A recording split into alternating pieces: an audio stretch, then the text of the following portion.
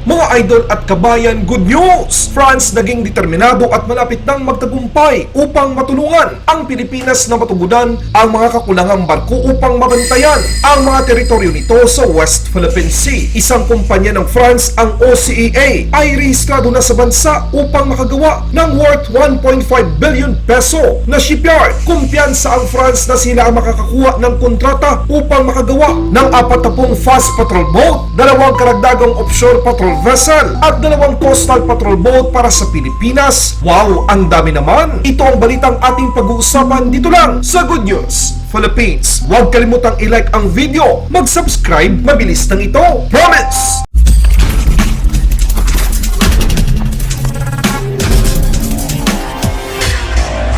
Sa patuloy na pag-unlad ng isang kumpanya ng France sa Asia at mga kontratang kasalukuyang pinag-uusapan para sa mga karagdagang barko ng Pilipinas na pagpasya ng OCEA na gumawa ng branch office sa Maynila na itinatag mula kalagitnaan ng Mayo 2019 at mayroong 15 empleyado upang maisagawa ang pagpapanatili ng mga na-deliver na barko sa Philippine Coast Guard upang isakatuparan ang mga tuntunin ng Memorandum of Understanding sa pagitan ng France at Pilipinas. Ang paggawa ng shipyard sa Pilipinas ng bansang France. Sa katunayan, ang kumpanyang OCEA ay opisyal nang nakarehistro mula pa noong Nobyembre 2021 para sa isang pagsisimula ng produksyon na naka-schedule sa unang bahagi ng taong 2023. Sa mga kababayan natin na bago pa lang sa balitang ito, inaasahan ng France at ng kumpanyang OCEA na sila ang makakakuha ng kontrata at gagawa ng mga karagdagang barko para sa Philippine Coast Guard. Nitong second quarter ng taong 2021, nag-offer ang France na sila ang magpopondo para sa mga bagong barko ng Pilipinas para sa 40 mga 24-meter fast patrol boat, 2